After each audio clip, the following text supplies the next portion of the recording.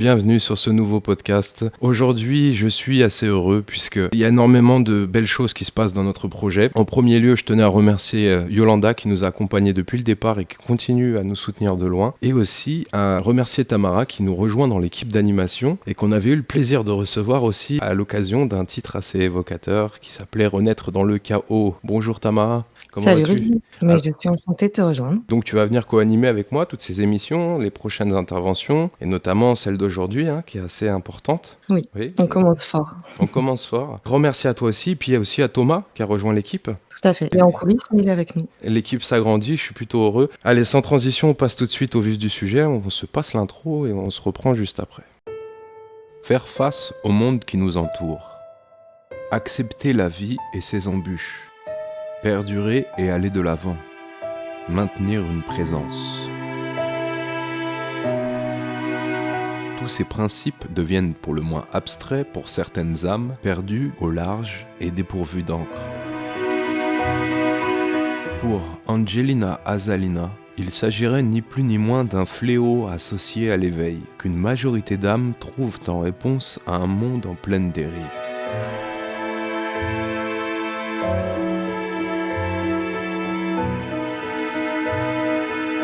S'émanciper et se protéger en coupant les liens toxiques n'aurait donc rien à voir avec se séparer et s'écarter totalement de notre incarnation. A-t-on affaire à une confusion trop souvent présente au sein du monde spirituel? Peut-on allier spiritualité et ancrage dans la matière? L'harmonie est-elle interdite aux hypersensibles? Tant de questions auxquelles Angelina apportera des réponses au sein d'une émission pas comme les autres, sur Âme Dessine, le portail de référencement quantique et holistique.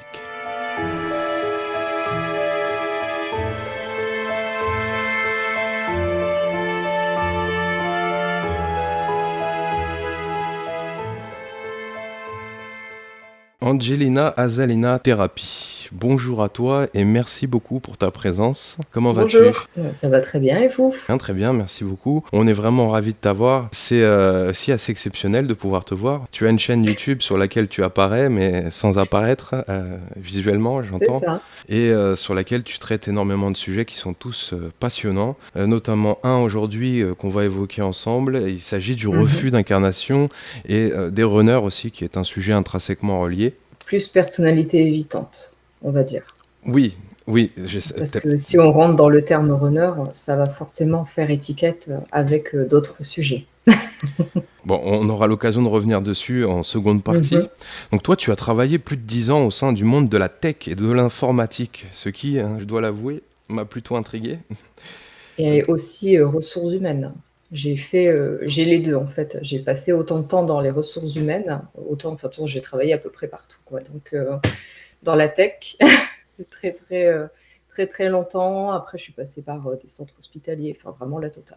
Et dans quel domaine plus particulièrement dans l'informatique? Alors, pour être honnête, j'ai fait autant du développement, autant le côté geek à l'extrême, avec de la création de sites internet, autant le côté management. J'ai pu être responsable d'équipe, responsable de projet, et aussi une partie dans tout ce qui est, c'est plus atypique, c'est plus du test où j'ai accompagné de très grosses entreprises pour leur permettre de sécuriser le paiement, ce genre de choses. Donc c'était vraiment très varié. C'est assez rigolo parce que c'est complètement cohérent vu qu'au niveau de mon entreprise, je suis totalement autonome sur tous les points. Ouais, c'est super, oui. Être un couteau suisse quand on est entrepreneur, c'est toujours un atout. C'était prévu en amont. C'est bon, le côté droit, je sais me débrouiller. L'informatique, je sais tout faire. Enfin, tout ce qui est site internet, logo, c'est uniquement moi qui gère tout derrière. D'accord. Tu vas donc ensuite travailler, comme tu viens de le dire, dans les ressources humaines, tout en étudiant la psychologie. Ensuite, s'ensuit 3 ans de découverte, 3 ans de théorie et de pratique, en l'occurrence la méditation, la médecine chinoise, l'hypnose, l'EFT, la naturopathie, la sophrologie, les soins énergétiques, le design humain et bien entendu la physique quantique.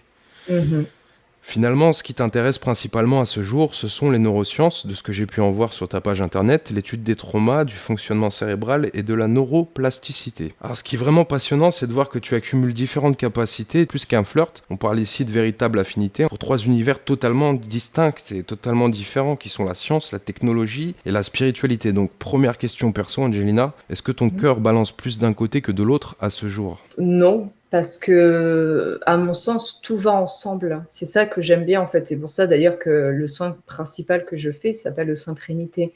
Ça fonctionne un petit peu toujours par trois et pour moi, ça semble totalement cohérent.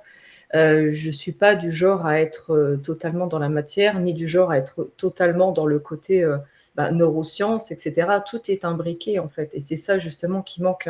C'est que les gens ne prennent pas, ils font pas en sorte à comprendre ce lien entre tout ce qui se passe. Et résultat, il manque, en fait, c'est quelque chose qui est manquant. Et c'est ça qui est dommage, c'est que tout est lié, et donc il faut tout prendre dans sa globalité. Donc pour moi, il n'y a pas de, il n'y a pas de choses il n'y a pas de sujet qui m'intéresse plus que d'autres, ou je vais creuser plus que d'autres. Pour moi, c'est toujours une part, une part et une part. Tout va ensemble. Tout est cause à effet. C'est ça. On entre donc dans le vif du sujet qui nous préoccupe aujourd'hui, le refus d'incarnation. Mhm. Selon toi, cette problématique, puisqu'on peut bien dire qu'il s'agit d'une problématique, concerne la majorité, voire la quasi-intégralité des âmes en éveil. C'est ça. On va donc te demander en premier lieu, si possible, d'expliciter ce qu'est le refus d'incarnation. Ok. Alors, le refus d'incarnation, c'est quand même très spécifique parce que ça dépend de certaines personnes. Certaines personnes ne vont pas le vivre de la même manière. Ça dépend où est-ce qu'elles en sont, ce qu'elles auront vraiment décidé d'expérimenter dans leur vie. Maintenant, pourquoi est-ce que je dis que c'est très fréquent? Parce que malheureusement, il y a beaucoup de personnes qui, quand elles s'éveillent, quand elles se réveillent plutôt, parce que bon, l'éveil pour moi c'est très très différent.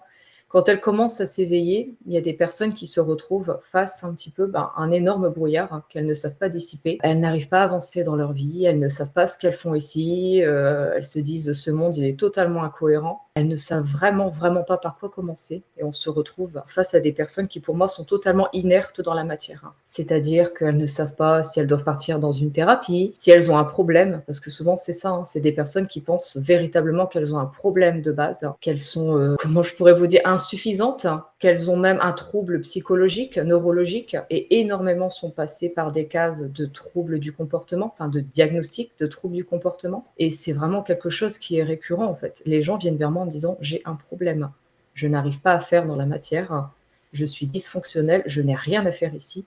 Et certains passent par des cases d'internement, de tentatives de suicide. C'est quelque chose que j'ai pu expérimenter même moi-même, c'est pour ça que j'en parle de manière cohérente. Mais c'est vraiment récurrent. C'est que quand les personnes ont le voile de l'illusion qui se lève, qu'elles commencent à comprendre que toute leur vie, il s'est passé des choses qu'elles n'ont pas compris, qu'elles ont été dans un dysfonctionnement. Elles se sentent, on va dire, en totale impuissance. Et il y a les questions, qu'est-ce que je fais ici? Pourquoi je suis là? Qu'est-ce qui se passe? Qu'est-ce que c'est mon problème? Et comment je fais pour m'en sortir? Tu parles de ce phénomène comme étant un fléau. Si on s'intéresse de plus près à ce mot-là, on se rend compte qu'il nous renvoie aux calamités, aux catastrophes, aux désastres, aux malédictions et j'en passe. As-tu réellement pesé l'impact de ce mot en l'évoquant? Bien sûr. Bien sûr, parce que comme je vous dis, c'est quelque chose que je croise énormément. Enfin, c'est pas une seule personne qui vient vers moi. C'est quand on regarde, par exemple, sur Internet où les personnes auquel sujet ils s'intéressent, c'est toujours comment on peut aller mieux, comment est-ce qu'on peut avancer dans la vie. Et il y a énormément de personnes qui se retrouvent dans cette case d'être dans une sorte d'impuissance complète et totale d'avancée, beaucoup qui expérimentent justement des dépressions, des troubles de comportement, bipolarité, schizophrénie et tout ça. Et l'impact aussi avec le nombre de personnes qui prennent des antidépresseurs est énorme en fait. Et c'est de plus en plus récurrent, très honnêtement. Oui, les antioxylytiques, on a un petit peu le record mondial en France. C'est une évidence, oui.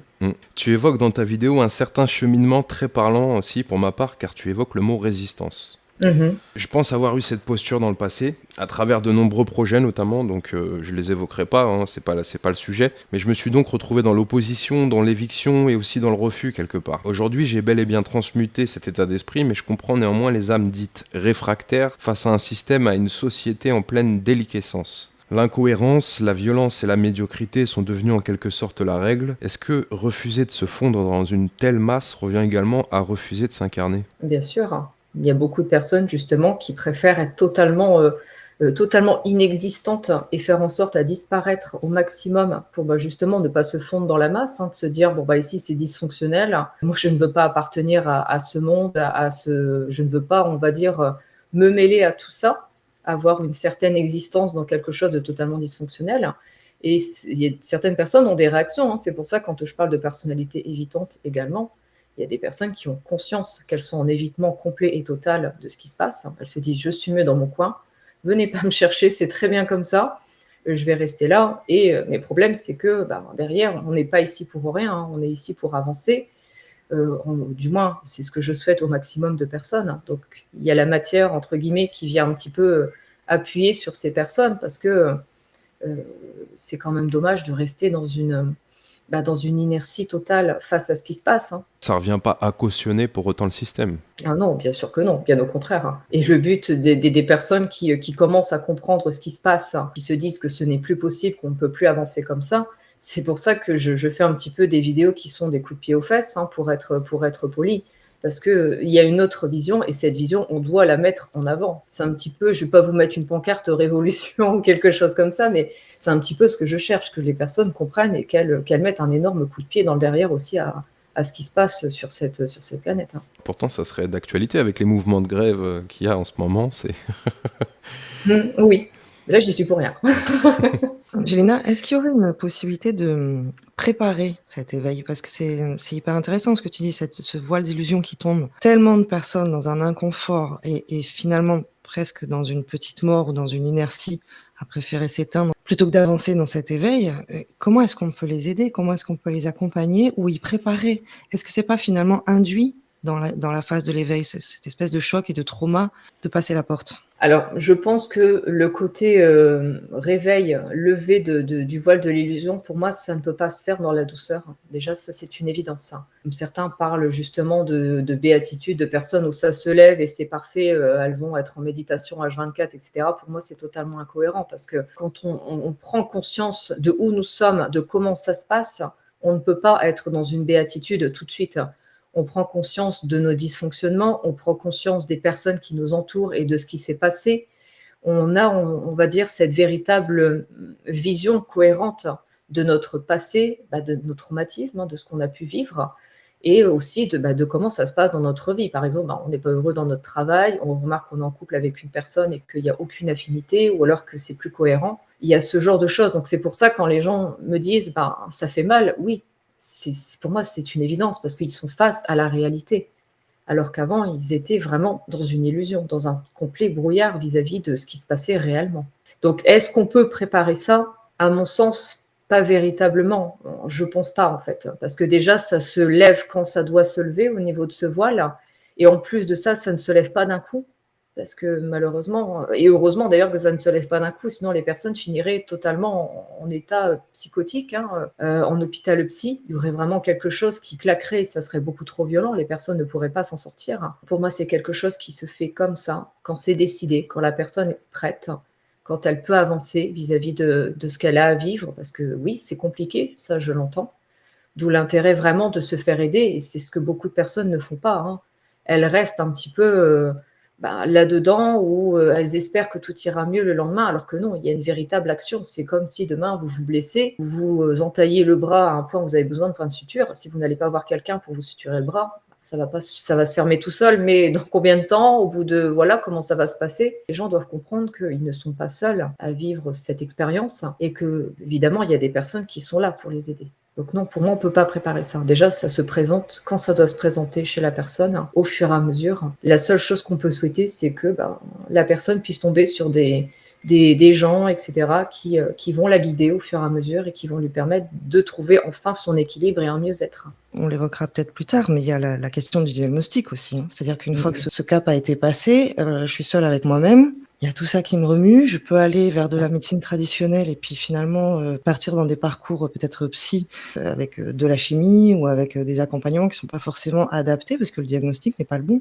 au départ. Exactement. Maintenant, ça, c'est vrai que c'est une vision un petit peu plus, différente, hein. C'est ce que j'ai pu remarquer avec les personnes que j'ai accompagnées, hein. J'ai fait moi-même partie de ces personnes qui ont reçu des diagnostics de bipolarité et tout ça avant, sauf que ça ne me répondait jamais. Enfin, je veux dire, je comprenais pas quel était le but et au final, ben, j'ai continué à plonger dans tout ça, jusqu'au fait que j'en suis même arrivée à un point où je me dis: «C'est bon, je pars, en fait», hein. Donc il y avait, très clairement un questionnement d'euthanasie qui était posé de mon côté et par rapport à tout ce qui est, médecine, psychologie, on me disait: «Oui, d'accord, on accepte que vous puissiez partir parce que vous êtes considéré comme un cas trop souffrant» et c'est ça qui est dramatique, hein, parce que bon, j'ai mon entourage qui a pu être touché aussi par certains suicides de personnes qui sont rentrées dans ces cases et c'est pour ça que ce sont des diagnostics qui sont très lourds, hein, parce que les gens s'identifient, elles s'identifient à un diagnostic, elles s'identifient à un problème. C'est-à-dire qu'on fait comprendre à ces personnes qu'elles sont dysfonctionnelles, qu'elles n'auront pas une cohérence vis-à-vis de ce monde et on le sent, hein.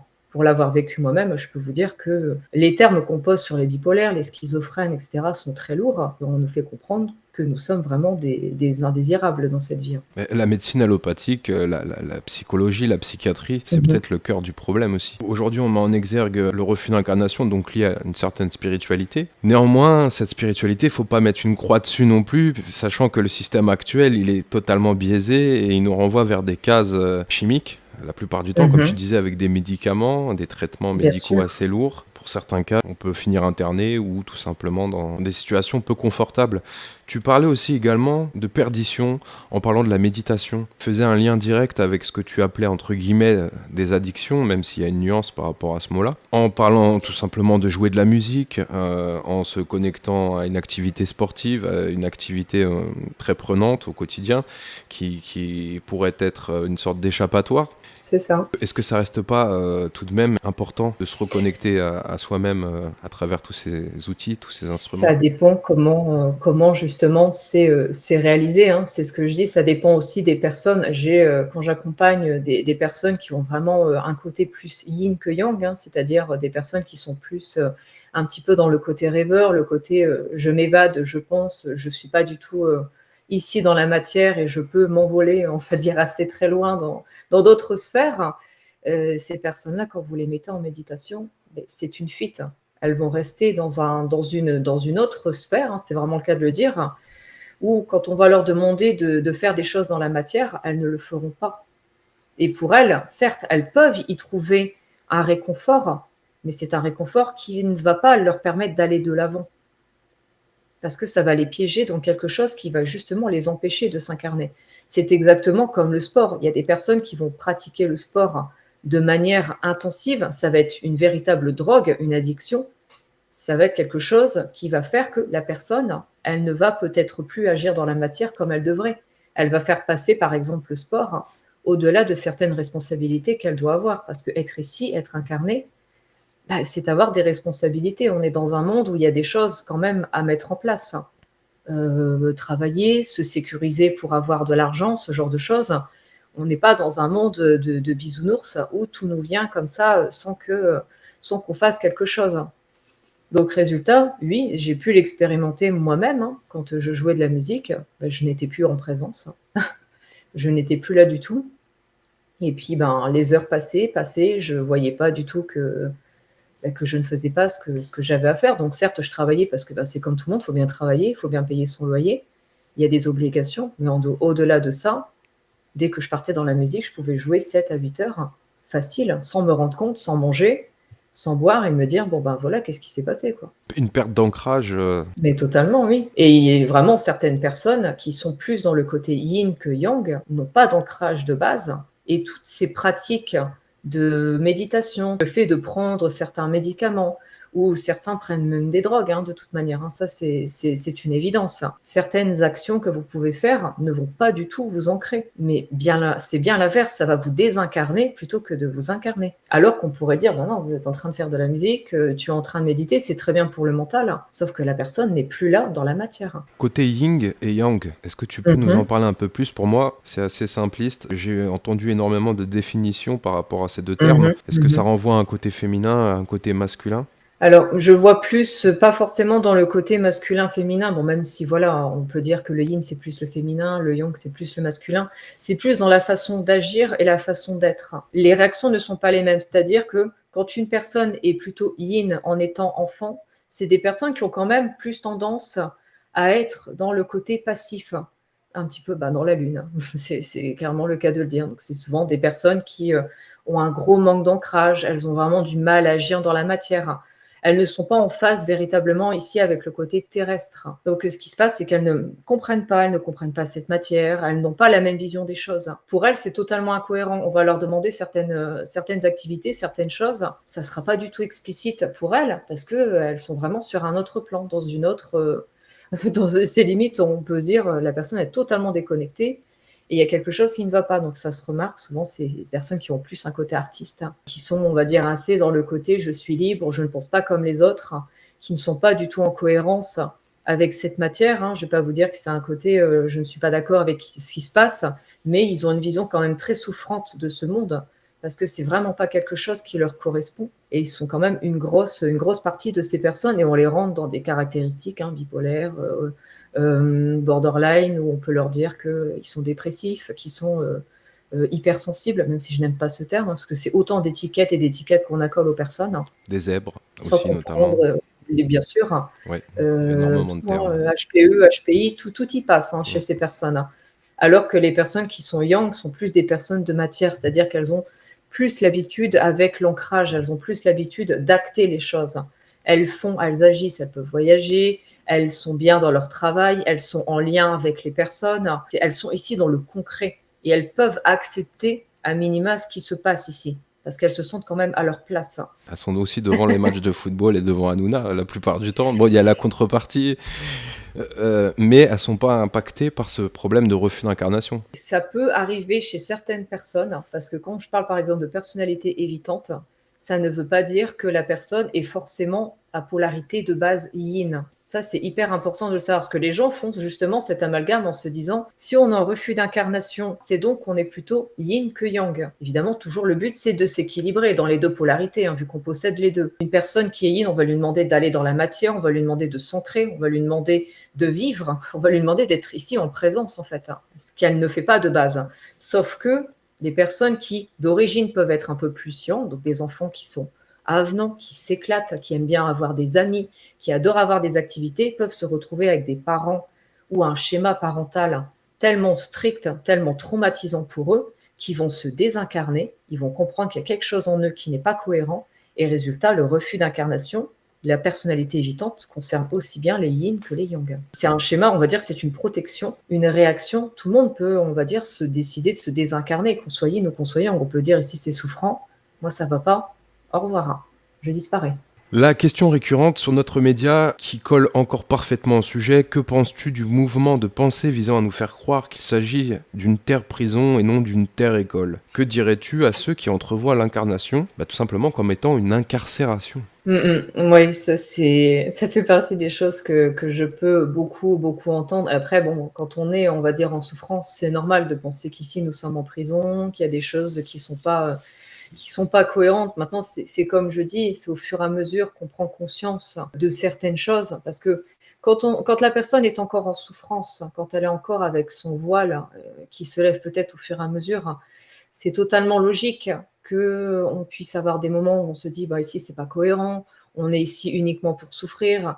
Il y a des personnes qui sont néfastes, on est en prison, on doit se réincarner autant de fois. C'est très compliqué d'avoir d'accepter en fait qu'on est ici pour expérimenter certaines choses, mais qu'on grandit, parce que quand j'accompagne les personnes des fois me disent je n'arrive pas à faire telle et telle chose, je ne suis pas compétente pour ce genre de choses, il y a toujours quelque chose qui ne va pas. Les gens ne regardent pas en arrière en fait, ils ne regardent pas ce qu'ils ont vécu, ils ne regardent pas ce qu'ils ont dépassé, et ils ne remarquent pas en fait à quel point ils ont pu expérimenter et à quel point ça a fait leur force. C'est ça qui est fou en fait. C'est que oui, on expérimente dans plein de situations avec les parents qui sont parfois très très compliquées, des traumatismes, ce genre de choses. On pourrait dire qu'on est emprisonné, on pourrait dire que les personnes sont néfastes et tout ça, mais pourtant les gens grandissent, ils avancent sans arrêt à chaque fois. Donc pour moi oui, on est vraiment dans le cas d'une école. C'est ça qui est vraiment hyper important. Maintenant, je comprends et je le conçois parfaitement que ça mette un certain temps à être accepté, C'est comme tout, quand on commence à épurer certaines choses, enfin, je peux vous le dire en connaissance de cause, hein,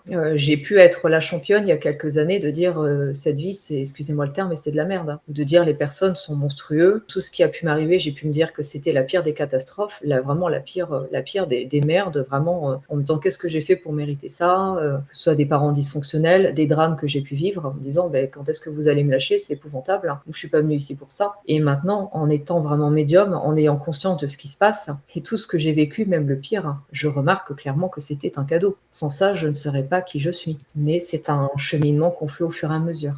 Oui, donc pour ceux qui se diraient à quoi bon, ne baissez pas les bras, il y a un but ultime, il y a une évolution. C'est un beau message qu'on essaie de véhiculer le plus possible, puisqu'il y a vraiment une école de pensée, bon, un petit peu ufologique et d'origine exogène, tentant à nous faire croire que, y compris après la mort, des shapeshifters nous attendent cachés dans la lumière pour pouvoir nous réincarner, car nous serions du cheptel, hein, de la nourriture tout simplement pour ces entités du bas astral. Alors, on va aller sur des questions un peu plus perchées aussi, hein, bien sûr. T'as entendu parler aussi de ça. Qu'est-ce que tu pourrais répondre à ces personnes qui entrevoient vraiment l'avenir comme une sorte de garde-manger, en fait? Après, il y a beaucoup de personnes qui répondent des idées, des façons de penser qui mettent en avant une certaine peur, et c'est pas pour rien, hein, très clairement. Si les personnes restent justement dans des idées de peur, dans de la crainte vis-à-vis de certaines choses, les taux vibratoires sont très bas des personnes, hein. Donc forcément, ça en fait des proies un petit peu faciles. Maintenant, c'est sûr qu'il y a certaines choses ici qui sont quand même en place. Il faut être relativement réaliste, hein. On n'est pas les seuls dans cet univers, hein, ça se saurait. Enfin, même si beaucoup de personnes continuent de le penser, mais bon, ça c'est le voile de l'illusion et un petit peu le côté vanité, égoïste de l'humain, hein, qui pense qu'il est la seule intelligence dans ce monde, dans cet univers. Mais au-delà de ça, est-ce qu'il faut rester dans ce côté peur? Non. Enfin, en tout cas, moi, je ne vois pas les choses comme ça, et c'est vraiment pas le message que je souhaite véhiculer, hein. C'est pour ça que beaucoup me disent « Vous êtes médium et vous ne faites pas de vidéos tous les ans en disant qu'est-ce qui va se passer dans l'année ?» Non, moi, il y en est absolument hors de question. Parce que si c'est pour dire « Bon, bah, ça va être la catastrophe, on part vers une 3e guerre mondiale, on va tous mourir, ça va être dramatique », bah non, ça ne m'intéresse pas, ça. Ce que j'ai envie de passer comme message, c'est oui, il se passe certaines choses. Oui, il y a du bas astral. Oui, il y a certaines personnes qui vivent certaines expériences particulières, mais est-ce qu'il faut être dans la peur? Est-ce qu'il faut vraiment rester là-dedans? Non. Pour moi, c'est vraiment le message, c'est l'espoir. Tout est possible, les gens peuvent y arriver, on peut toujours s'en sortir. Et sinon, bah, il n'y aurait pas des personnes comme moi, hein. J'ai envie de vous dire, si c'était déjà perdu d'avance, je préférais être aux Caraïbes ou dans une autre galaxie en train de siroter des petits cocktails à longueur de journée. Je vous le dis honnêtement. Alors ça entre un petit peu en contradiction avec ce dont on parlait par rapport au refus d'incarnation, puisqu'il y a énormément de discours anxiogènes, les gens sont dans la sinistrose, on parle beaucoup d'apocalypse, de fin du monde, de fin des temps, de nouvelles guerres mondiales et de conflits géopolitiques assez intenses. On est tenté de se protéger de tout ça. On est tenté de prendre beaucoup d'écart et de se dire je me coupe finalement. Je me coupe et on revient à ce fameux refus d'incarnation. Est-ce que des fois, c'est pas un bouclier utile? Alors après, tout dépend de comment ça se passe. Par exemple, de mon côté, je vais être honnête avec toi, etc. Moi, je ne regarde pas tout ce qui se passe dans le monde. Si on me demande de parler de l'actualité, je serais absolument incapable d'en parler, tout simplement parce que je ne regarde pas ce qui se passe. Je n'ai pas forcément envie, je fais un tri vis-à-vis de ça. Il y a une différence entre refuser de s'incarner parce que c'est souffrant, parce qu'on n'a pas la compréhension des choses, et le faire d'une manière cohérente. Par exemple, quand je ne regarde pas les actualités, quand je décide de ne pas avoir de télévision, de ne pas lire la presse, de ne pas regarder des vidéos de guidance, on va dire, qui vont parler d'apocalypse, de ce qui va se passer, c'est pas pour rien, c'est pas parce que je refuse de m'incarner, mais juste parce que je refuse de me polluer moi-même vis-à-vis de ce genre de choses. Parce que j'ai conscience de l'impact, en fait. Je suis en cohérence vis-à-vis de ce monde. Je sais qu'il y a des personnes qui vivent des choses souffrantes. Il y a des pays en conflit, il y a de la guerre. Ça, c'est une évidence. On le sait très bien. On ne va pas se le cacher. Maintenant, est-ce qu'on a envie d'ingurgiter ça à longueur de journée et de se polluer davantage, se pourrir même davantage, hein, excusez-moi le terme, mais c'est clairement ça, hein. On se pourrit davantage avec ça, c'est une incohérence, ça. Mais c'est peut-être le ras-le-bol et l'overdose qui est à l'origine justement de ce refus d'incarnation de beaucoup, beaucoup d'âmes en éveil, comme tu disais. Je verrais plus, justement, quand on parle de ce refus d'incarnation de base, c'est le refus de la souffrance, c'est le refus de ce qui s'est passé dans notre vie, et c'est encore une sorte de refus de la réalité. Maintenant, les personnes, quand elles commencent vraiment à avoir un éveil, à comprendre certaines choses, à se dire, ok, bon, j'ai vécu ça pour telle et telle raison, il s'est passé ça pour telle et telle raison, et la personne commence à avancer, elle prend en fait ce que moi j'appelle du discernement, hein, je ne suis pas la seule à en parler. Elles ont un discernement vis-à-vis de ce qui se passe et elles décident de mettre une barrière vis-à-vis des choses qui ont pu être souffrantes, par exemple, pour elles. C'est l'actualité, c'est les mauvaises énergies, c'est les personnes toxiques. Ça, c'est un trait qui se fait. Pour moi, c'est pas véritablement relié à ce côté refus d'incarnation, mais plus là, c'est une personne qui se réveille, c'est une personne qui prend position et qui commence à se protéger, à être vraiment dans un alignement vis-à-vis d'elle-même. Pour moi, c'est ça, elle est là la différence. Les personnalités dites évitantes. On appelle ces gens des runners aussi également. J'ai vu que tu avais donné énormément de réactions, enfin du moins 2 vidéos assez importantes. On oriente tout notre auditoire vers ta chaîne YouTube qu'on mettra aussi en description et sincèrement je vous la conseille. Quel est le corrélat direct qu'on pourrait mettre en exergue entre les personnalités dites évitantes et le refus d'incarnation ? Alors, les personnalités évitantes, comme je disais tout à l'heure, hein, quand on en parlait, ça peut être aussi bien des personnes yin que yang. Là, c'est un terme de base psychologique. Ce sont des personnes qui ont réagi d'une certaine manière vis-à-vis des traumatismes qu'elles ont vécus. Elles décident, de se protéger, de ne plus avoir les mêmes réactions vis-à-vis de la matière. Donc, quand une personne est de base yang, plus dans le yang, dans l'action, c'est vraiment, comme je disais, c'est des enfants qui peuvent adorer être dans le partage, adorer être avec les autres, avec ce qui se passe dans leur vie, ça peut être des personnes qui vont réagir d'une autre manière et c'est des personnes qui ont des réactions qu'on connaît très bien. Hein. Par exemple, quand il y a quelque chose qui ne va pas, pouf, elles disparaissent. Ça ne va pas affronter ce qui se passe, elles vont totalement disparaître, elles vont dire non, moi je m'en occupe pas, je suis pas là, je n'ai rien vu, je n'ai rien entendu, je n'existe pas, ou alors vous allez envoyer un message, il n'y aura pas de réponse, ça va vous ghoster, hein, les fameux silences radio, hein, ce genre de réaction, on les a tous connus, hein, ces personnes qui, à défaut de dire ce qui se passe, vont se cacher. Elles vont se cacher tout simplement. Hein. Je sais que dans mes dernières vidéos que j'ai pu réaliser, évidemment, il y a des gens qui ont pu avoir des commentaires plutôt négatifs en disant oui, c'est trop facile parce que c'est des réactions qui sont comme ça.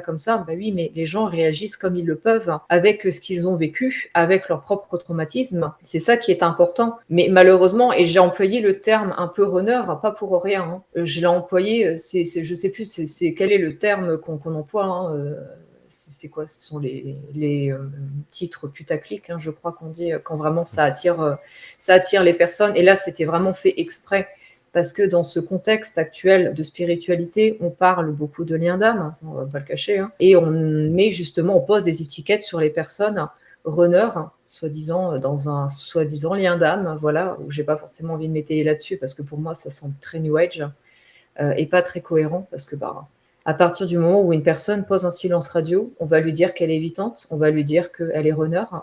Les gens vont focaliser sur certaines choses, alors que c'est juste une personne qui ne sait pas réagir, qui n'a pas compris comment elle peut faire et qui n'a pas d'autre solution que un petit peu de disparaître, de poser un silence et de se protéger de cette manière. T'es assez réticente par rapport à un certain vocabulaire, effectivement, assez New Age. Tu parles aussi des flammes jumelles.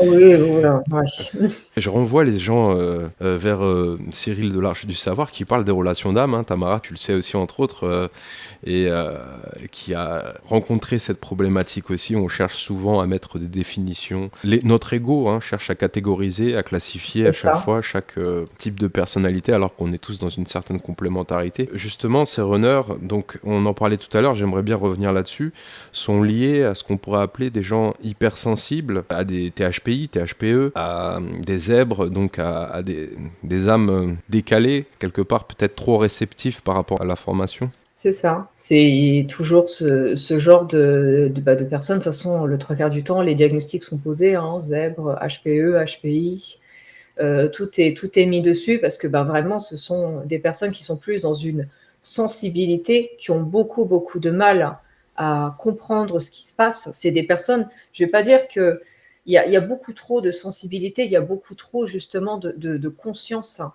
par rapport à ce qui se passe, par rapport à la douleur de ce monde, à la douleur que les autres personnes expriment. Donc résultat, ils prennent un petit peu tout dans la figure. C'est ça, c'est des personnes qui peuvent être en présence de quelqu'un qui est en souffrance. Ils vont tellement être dans une empathie qu'ils vont tous se récupérer et ils vont, excusez-moi le terme, mais le manger à la place de l'autre, ou de se dire c'est bon, c'est moi qui prends tout. Et résultat, quand on est comme ça, quand on est trop en souffrance vis-à-vis de la situation, vis-à-vis même de la société, vis-à-vis de ce que les gens ressentent, il y a un moment, il faut bien se protéger en fait. C'est quelque chose qu'on peut apprendre à maîtriser au fur et à mesure, mais comme je dis, c'est comme tout, c'est un cheminement. Ça se fait pas en un claquement de doigts, il n'y a pas de méthode miracle par rapport à tout ça. Mais c'est vrai que c'est clairement ça. Une personne qui demain, vous avez une relation avec quelqu'un et ça se passe mal, résultat, cette personne décide de de mettre un silence radio, de vous bloquer, de vous ghoster définitivement. Est-ce qu'elle va le faire par malveillance? Je pense que non, pas de base. Certaines personnes peut-être, pour manipuler, etc. Mais là, on n'est pas dans ce cadre-là. Mais les personnes ne savent pas comment réagir, ne savent pas ce qu'elles peuvent faire. Elles sont face à quelque chose qui est insupportable pour elles. Donc elles font ce qu'elles peuvent. Elles réagissent comme elles peuvent aussi réagir. Dans tes observations par rapport à tes consultants, est-ce qu'on pourrait par exemple repérer ces âmes, ce mal-être ici sur cette planète Terre là, dans leur incarnation? Est-ce que c'est pas aussi le souvenir, c'est-à-dire qu'elles arrivent justement avec cette sensibilité, cette fragilité, et que ce différentiel avec ce plan très très dense ici sur Terre là crée ce chaos intérieur? Mais est-ce que c'est pas aussi un souvenir? C'est-à-dire qu'on arrive déjà avec en nous ces informations de quelque chose de plus épuré et de plus sain? Il y a le souvenir, évidemment, parce qu'on évolue. Les âmes évoluent d'incarnation en incarnation, elles évoluent, elles épurent. C'est pas pour rien, en fait. C'est pas, on commence une vie, on a un karma de dingue, on n'a pas du tout évolué, et pouf, au milieu de cette vie, à la fin de cette vie, on s'éveille et c'est bon, tout est merveilleux. Tout se fait de manière cohérente et chronologique. C'est pour ça que quand on parle de prison pour le fait de s'incarner, de se réincarner, pour moi, non, c'est vraiment on avance, on chemine, parce que tout ne peut pas se faire en une seule fois. Ça, c'est logique. Maintenant, oui, on a des souvenirs de ce qui s'est passé. Quand les personnes s'éveillent de plus en plus le voile de l'illusion se lève et plus justement ces personnes rentrent dans, on va dire, certaines, je ne vais pas dire des capacités de l'âme, mais c'est plus épuré, c'est-à-dire qu'elles ont une conscience de la réalité, elles ont une conscience de ce qui se passe.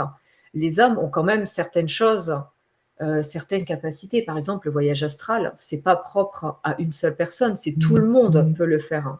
Quand les consultants que je peux avoir me disent je ne comprends pas, est-ce que c'est bien, c'est quelque chose qui m'appartient et qui focalise même sur certaines choses, l'hypersensibilité, ou plutôt le côté hautement sensible, voilà, parce que bon, hypersensibilité, ça donne un côté très négatif. C'est propre à chaque âme, et heureusement d'ailleurs, parce qu'il y a ce côté compassion, il y a ce côté empathie qui vient parce que la personne décante ces dossiers, on va dire, de douleur, elle décante les côtés dits négatifs. Elle vient vers une certaine pureté, elle part vers une certaine pureté. Pensez à ces âmes qu'on peut avoir justement en consultation, qui arrivent avec, je parlais de souvenirs, je vais placer le mot plus avec une forme de nostalgie, La nostalgie de l'ailleurs. d'un Oui. autre plan, d'un ailleurs, oui c'est ça. Et que c'est aussi le point commun de ces âmes qui sont en grande difficulté ici, sur ce plan-là. C'est-à-dire qu'il y a cette forme de souvenir qui n'en est pas forcément impalpable, mais avec c'est le point commun aussi peut-être chez les consultants que tu peux recevoir, de cette forme de nostalgie de c'est trop dur ici en bas, qu'est-ce que je fous ici? Parce que je sais pas l'expliquer, mais j'ai quand même le souvenir que non, c'est pas comme ça chez moi et c'est pas comme ça ailleurs. C'est ça. Il y a des plans où il y a absolument pas on va dire de négativité, hein, et tout comme il y a d'autres plans, d'autres galaxies où c'est encore pire qu'ici. Ça, c'est logique, hein, on a de tout. Maintenant, c'est certain, c'est que quand les personnes commencent vraiment à être plus éveillées, à monter vraiment leur taux vibratoire, à se décompter de certaines blessures, à s'alléger, il y a forcément une phase où c'est douloureux pour la personne parce que on est en conscience de ce qui se passe. Quand par exemple, on s'éveille, vous commencez à comprendre qu'il y a des personnes en souffrance, il y a forcément cette empathie qui se met en place. Toutes les personnes que je peux accompagner, il n'y en a pas une seule, mais alors pas une seule, qui a pu me dire « je n'ai pas envie d'aider ce monde ». D'ailleurs, ils se font piéger par le côté mission de vie, ce contexte très New Age, où ils me disent « je suis là pour aider ». Mais déjà, aidez-vous vous-même. C'est de là que tout commence. C'est de s'aider soi-même. C'est de guérir soi-même, de grandir soi-même, d'aller vers cet équilibre qui permet à la personne d'être bien, parce qu'elles sont encore beaucoup dans un côté sacrifice, dans le côté ultra empathique. Elles souffrent de vouloir tout donner aux autres, de ne rien s'apporter à elles-mêmes. Souvent, c'est ça, c'est les blessures de rejet, si on rentre dans toutes ces cases. Et donc, forcément, qu'elles ont une nostalgie de quelque chose de plus divin, si je puis me permettre cette allusion, parce que ici, elles se disent, mais pourquoi est-ce qu'il y a tant de souffrance, et moi, au final, à quoi je sers? Donc, elles passent par cette culpabilité, cette phase de dire, bah oui, je veux aider, je veux faire ci, je veux faire ça, mais la base, c'est vous-même. Malheureusement, il y en a beaucoup qui se perdent en disant, je vais tout apporter aux autres, alors qu'elles n'ont pas décanté leur dossier à elles. Oui, je crois que c'est important de le préciser parce que c'est à nouveau une forme de fuite, Bien que sûr. de partir de suite dans le alors du coup, ma mission, les autres, comme tu le dis très bien, s'il y a pas déjà un premier travail de sauve-toi toi-même déjà, pour pas faire grand-chose pour le collectif, Il y a c'est beaucoup de qu'une fuites, fuite de il y a toi-même. énormément de fuites dans le côté, dit spirituel avec justement le New Age et tout ça. Là, on a parlé tout à l'heure, on va dire, de la structure de base, entre guillemets, du refus d'incarnation, des personnes qui, même petites, restent dans leur coin et ne veulent pas exister, et elles vont passer une énorme partie de leur vie comme ça. Mais même quand le voile de l'illusion se lève, il y a des personnes qui sont encore dans une sorte de refus d'incarnation parce que elles vont essayer d'une manière ou d'une autre de continuer d'être dans le rejet de ce qui se passe. Donc les personnes, par exemple, comme je dis, qui viennent vers moi et qui me sortent, mais alors je vous dis, je peux faire un 100%. Quand je demande à ces personnes, qu'est-ce que vous voulez faire? Je veux aider les autres, toutes. Alors que non, elles ont un métier, je ne vais pas vous dire lambda, mais bon, on se comprend, un métier, peu importe. Et au final, tout le monde aide tout le monde. Une boulangère aide, elle apporte son aide. Un plombier aide, tout le monde est dans l'aide. Ça, c'est logique. Mais ils partent dans une sorte de mission, je viens aider ce monde, alors qu'ils doivent comprendre qu'ils aident par leur vibration, par leur cheminement, et même avec ce côté New Age, ce côté mission, et j'en ai qui me disent, donc je vais partir dans un métier spirituel, je vais devenir énergéticien, je vais devenir ci, je vais devenir ça, quasiment tous me le font.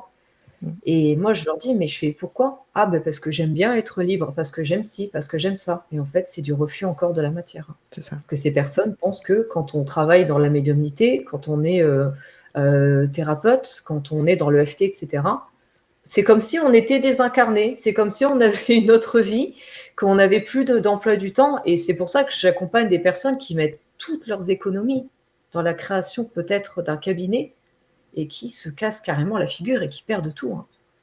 Parce que c'est pas là la cohérence. Et que oui, moi c'est pareil. Les horaires, des fois, ça me saoule. Je suis comme tout le monde. J'ai pas forcément envie d'être dans la routine.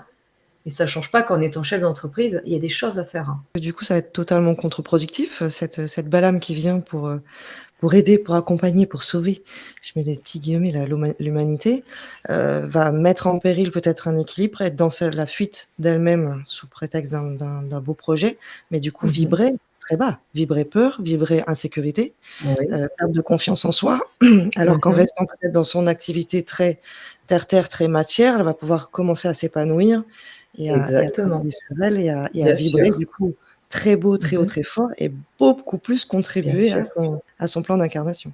Et là, on est sur le fameux sujet du New Age que j'apprécie tant, où ça parle justement de personnes avec des missions, où ça on va dire, met une énorme beauté, une énorme plus-value à ces 10 métiers de spiritualité, parce que maintenant, tout rentre dans la spiritualité. Vous êtes énergéticien, c'est de la spiritualité. Il y a vraiment ça devient un domaine que j'appelle un domaine poubelle, en fait, pour moi. Le terme a été galvaudé, ça c'est sûr. Ah oui, il est utilisé à là tort et à on est travers. sur une évidence, mais on en est même à un point où les métiers de matière, une boulangère par exemple, les personnes qui s'éveillent, j'en ai certains qui me disent « mais moi je ne veux pas de ça, c'est un métier de merde ». Ouais. Vous imaginez en fait. Ouais. Mais là, c'est attrait aussi à la société actuelle et aux mœurs. Bien sûr. Mais si vous vibrez haut, si vous vous équilibrez, le but, c'est de partager avec le plus grand nombre. C'est pas de rester perché dans votre montagne et d'être loin de tout ça. On a besoin de personnes avec une autre vision partout. Je dis toujours en rigolant, mais tous les domaines doivent être infiltrés. C'est comme ça que ça passe. C'est pas, le but n'est pas de faire un groupement, une sorte de secte de personnes qui avancent. C'est pas ça l'intérêt. Le but, c'est de pouvoir diffuser au plus grand nombre de personnes. C'est ça qui est vraiment hyper important. Et derrière, tout le monde aide. Ça doit vraiment être compris. Il n'y a pas de sous-métier, il n'y a rien. Et c'est vrai que moi, ça me fait sourire quand j'ai des personnes qui me disent, je vais partir sur un métier d'énergéticien, alors que la personne, elle part dans un métier de matière, de comptabilité, etc. Et que quand je regarde au niveau de son énergétique, mais c'est parfait en fait. C'est sa place. Et c'est vraiment là où elle doit être. C'est comme ça qu'elle va s'incarner. C'est comme ça qu'elle va avancer. C'est comme ça qu'elle va être bien. Et c'est ça qui est vraiment fou parce que, et même au-delà de tout ça, c'est que beaucoup de personnes ne comprennent pas que quand elles sont en train d'affabuler sur le côté spirituel, quand elles sont en train de focaliser là-dessus, parce que oui, quand on s'éveille, on a des choses en plus qui viennent. Il y a des personnes qui commencent, au fur et à mesure que vous décantez vos blessures, vous avez l'intuition qui commence à arriver. Ce n'est pas de la guidance, enfin c'est de la guidance interne, mais je veux dire, ce n'est pas de la canalisation, ce n'est pas de la médiumnité, c'est quelque chose qui est propre à la personne. Tout le monde a de l'intuition. C'est logique, hein. Nous avons tous notre âme qui vient nous guider. Mais la différence avec tout ça, c'est que je me retrouve avec des personnes qui disent « je comprends pas, la vie s'acharne sur moi, j'en prends plein la tronche », mais vraiment, parce qu'ils se récupèrent du karma. Il y a des énergéticiens qui vivent très bas, ils se récupèrent le bâton. Ça nous renvoie à la définition du mot médium, hein. C'est un intermédiaire, ni plus ni moins. On peut être, Exactement. comme disait Antoine de Postel, qu'on avait reçu aussi dans l'émission Médiumnité du Sacré à la Débauche, on peut être médium et boulanger. Il n'y a Bien sûr. aucune contradiction là-dedans. On peut être médium et mécanicien, médium et technicien de surface, pourquoi pas. On est dans ça, on est aligné. Oui, mais c'est important de remettre ça en place. J'aurais une autre question par rapport à l'hypersensibilité, donc aux personnalités dites évitantes, aux runners, peu importe le mot que vous voulez mettre dessus. Pour les hommes et pour les personnalités masculines qui nous écoutent, il y a un cas particulier. Bon, je m'identifie aussi, bien entendu, je suis en charmante présence aujourd'hui, donc je suis plutôt emprunt à poser ce genre de questions. Votre avis m'intéresse. Donc c'est péjoratif, le mot hypersensible est péjoratif, notamment pour les hommes. Et dans le développement personnel et dans le coaching, la réponse apportée à cette problématique, c'est le déni. Un côté très terre-à-terre, justement très ancré, de dire... va de l'avant et ne prends pas en compte cet aspect, cette part de toi-même. Surtout, sois un homme, ne pleure pas, ramène de l'argent, ramène de la calorie à la maison. Et bien entendu, les femmes s'intéresseront à toi que si tel est le cas, peu importe ce qu'en dit le mouvement féministe, sois ancré dans la matière et fais le plus d'argent possible. Surtout, efface tes sentiments, efface ou du moins enterre-les. Ne laisse pas ça en apparence. Qu'est-ce que tu pourrais répondre par rapport à ça, sachant qu'on a des personnalités yin aussi chez les hommes? Mais bien sûr. Maintenant, c'est vrai que dans la grosse majorité des personnes que j'accompagne, la plupart du temps, ce sont des femmes. C'est vrai qu'elles ont souvent plus de facilité à avoir ce côté voile de l'illusion qui se lève, parce que la femme est un petit peu plus, je ne vais pas forcément dire connectée, mais vu qu'elle est de base un petit peu plus dans le côté sensible, elles ont tendance à plus accepter ce qui arrive et à plus prendre justement le pas sur tout ce qui arrive, sur se permettre de s'équilibrer et tout ça. Maintenant, il y a évidemment des hommes, et heureusement, qui ont beaucoup, beaucoup de mal à accepter ce côté, je vais pas dire féminin, mais bon, on s'entend, quoi, ce côté, On peut le dire. je suis dans l'émotionnel, Oui. je suis dans le côté yin, et bien sûr, évidemment qu'il y en a, et c'est très compliqué, justement, pour eux, déjà, de trouver leur place dans cette société, parce qu'on est encore dans une société où l'homme, il doit faire certaines choses, c'est comme ça, et pas autrement. Et on a besoin de justement ces hommes pour contrebalancer la chose. Parce que là, on part sur un équilibre. On a en parallèle aussi des politiques, un mouvement sociétal qui appelle à déconstruire l'homme aussi. Oui, bien sûr. Enfin, après, la période est quand même très, très compliquée, entre guillemets, parce qu'on remarque que si on s'intéresse à certaines choses, il y a les femmes qui veulent vraiment cet équilibre, qui font comprendre que certes, oui, elles sont des femmes, mais elles sont aussi chefs d'entreprise, elles prennent une posture de plus en plus importante. Il y a de plus en plus d'hommes aussi qui prennent un autre rôle au niveau de la famille, qui ont tendance à beaucoup plus s'occuper des enfants, à accepter justement un côté plus, je vais pas dire féminin, mais bon, on s'entend là-dessus. Et même au-delà de ça, c'est que ça doit être accepté que tout le monde, tous les êtres sont sensibles sur cette terre. Il n'y a pas de différence vis-à-vis de ça. Et le coaching est, à mon sens, justement quelque chose qui est parfois relativement nocif. Parce que quand on voit les conseils de certains coachs, c'est oui, tu es un homme, donc il faut acter les choses comme ça de telle manière dans la matière. On a encore trop tendance à être dans un côté coaching qui est très directif en fait au niveau des personnes, où ça fait rejeter, les personnes se rejettent elles-mêmes. Un homme qui a envie justement d'être équilibré devra accepter toutes les parts de lui, et donc aussi un côté sensible, forcément, parce que ça lui appartient. Il sera diminué au rôle de mâle bêta. On a aussi ces Ça, c'est des définitions. termes. Mâle sigma, mâle alpha. C'est un grand courant aussi avec. Mais bien sûr. Et c'est pareil pour les femmes. Des femmes qui sont chefs d'entreprise, on va leur dire non, votre place, c'est encore à la cuisine avec les enfants, et on peut avoir un regard très négatif sur elles en disant vous vous occupez pas de vos enfants. Non, c'est mon conjoint qui le fait. Mon Dieu, mais comment ça peut être possible? Donc là, actuellement, on est vraiment dans une société qui cherche à tout déconstruire. Et heureusement qu'il y a pu avoir une phase comme le Covid, où il y a certains pères de famille qui ont pris un petit peu plus leur place au sein de la famille, qui ont pu justement comprendre qu'ils avaient plus à cœur de s'occuper aussi de leurs enfants, et que c'est comme ça, c'est totalement l'homme et la femme, on est sur une égalité en fait. Il n'y a pas de personnes qui sont prédestinées à certaines choses et d'autres à d'autres. Le dogme de l'homme chasseur qui rapporte la calorie à la maison et qui serait dévalué par sa femme si tel n'était pas le cas, c'est illusoire selon toi? Ça, c'est de l'égotique. C'est très clairement de l'égotique. Ce sont des vieux schémas. Et même d'ailleurs, si on regarde actuellement ce qui se passe, il y a de plus en plus de personnes qui mettent en avant le fait de ne pas être sexuées, qui se disent neutres ou troisième sexe, comme on dit. Et c'est ça qui est très surprenant, c'est qu'on tend vraiment à arriver à ce juste milieu. C'est que l'homme et la femme sont égales. Il n'y a pas de différence. Un homme peut s'occuper d'un enfant, une femme peut s'occuper d'un enfant. Certes, évidemment, on a des capacités biologiques qui ne sont pas pareilles, mais bon, ça, c'est différent. Mais une femme peut être chef d'entreprise, un homme peut également être homme au foyer. Il n'y a rien dedans. Et c'est pour ça que c'est très bien de voir de plus en plus de personnes, même des acteurs, qui ont ce côté ni homme ni femme. Je ne vais pas forcément dire androgyne, parce que bon, ça rentre encore dans un cliché. Voilà. Mais il y a vraiment ce côté, non, on est tous exactement au même rang. Et c'est peut-être le but, je pense, c'est de se détacher justement des cases, femme, homme, on ne sait pas ce qu'on est, un juste milieu, parce que le but de toute façon c'est ça, c'est d'être équilibré dans ces deux polarités. Donc un homme qui veut être bien dans sa vie doit être en phase avec son côté féminin, tout comme son côté masculin, et également pareil pour la femme. C'est marrant, autant je te suis par rapport au fond, mais par rapport à la forme, j'ai encore certaines réticences. Quand on me parle de non-binarité à tout va sur les plateaux et de transgenres assez farfelus, certains s'identifient à des animaux ou à des objets aussi. Oui, bon, là après on rentre peut-être dans des extrêmes. Là c'est, voilà. Ça peut peut-être être abordé aussi si tu remplaces le mot homme-femme et donc la notion de genre par de l'énergie féminine, énergie masculine.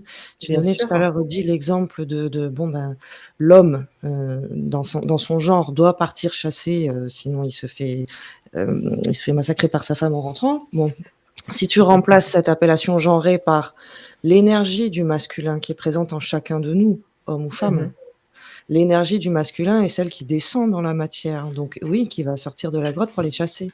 Mais sans l'énergie du féminin qui va lui insuffler cette intuition et cette idée, c'est une association énergétique qu'on doit peut-être replacer de façon équilibrée en chacun de nous. Alors oui, dans cette Exactement. humanité, ça peut passer par des extrêmes et ça peut passer par ce qui est visible à l'extérieur. Donc les humains sont peut-être en train de se chercher justement sur des genres et sur ce qui est visible à l'extérieur, alors que ce travail, il est d'abord à faire au niveau énergétique à l'intérieur. Et bien Donc, sûr, oui.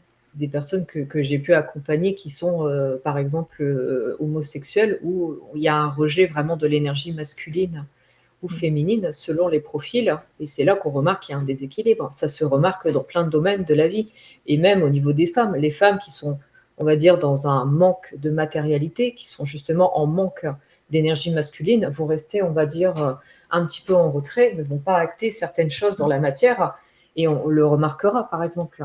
une femme, un exemple, c'est un exemple qui n'est pas global, attention, hein. Mais quand j'accompagne une personne, une femme qui est homosexuelle et qui a un genre vraiment très masculin, une apparence très masculine, quand on creuse, je remarque qu'elle est totalement en désaccord avec son énergie féminine. Et donc, il y a un rééquilibrage à faire. Donc maintenant, je ne dis pas que quand on est homosexuel, il y a un problème, parce qu'on peut être attiré par autant un sexe que l'autre, ça c'est pas. Mais on peut voir quand même qu'il y a justement ce déséquilibre de base qui est bien en présence et qui se dématérialise chez la personne. Des hommes qui ont une apparence plus féminine, etc., etc. Est-ce qu'il n'y a pas des influences externes aussi par rapport à tous ces changements? J'entends la culture, j'entends la société actuelle et les dogmes et les mœurs qui évoluent parce qu'on nous dicte un certain chemin. Bien sûr, mais il y a de tout. Il y a par rapport à la société, avec encore, on en parle de plus en plus, au moment de Noël, par exemple, avec les jouets, certaines couleurs pour les hommes, certaines couleurs pour les femmes. Il y a plein de choses, et même au niveau de l'éducation. On peut donner une certaine éducation à une femme en lui disant, ben, tu peux pas faire ça, tu peux pas faire ça, parce que ce n'est pas le propre d'une femme. Enfin, moi, j'ai eu le tour, par exemple, hein, en étant musicienne, quand j'ai commencé à jouer de la guitare, on m'a dit non, tu ne joueras pas de guitare électrique, c'est pour les hommes. Ouais. Pourtant, Tu qui a feras de pu la définir flûte ça? traversière. Flûte traversière, ouais. C'est ça. Non, mais c'est dingue, mais c'est comme ça. C'est demain, un homme porte un pull rose, on va peut-être lui faire des remontrances en disant mais pourquoi tu portes une couleur de femme? Ah, là, je dirais que c'est plus trop le cas. On a inversé Bien les sûr, mais polarités. heureusement.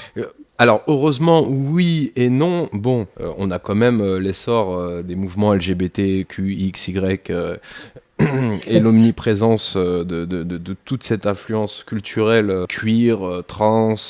Et il y a certaines dérives tout de même. Quand on voit des transsexuels venir faire la leçon aux enfants dans certaines maternelles aux États-Unis, c'est des images qui ont choqué une frange de la population. Bah, alors bien entendu, on pourra appeler cette frange comme étant rétrograde, fasciste, etc. Moi, je peux les comprendre. Je peux comprendre qu'il y a une certaine réticence par rapport à ça, parce qu'on bouscule quelque part aussi un petit peu la nature humaine.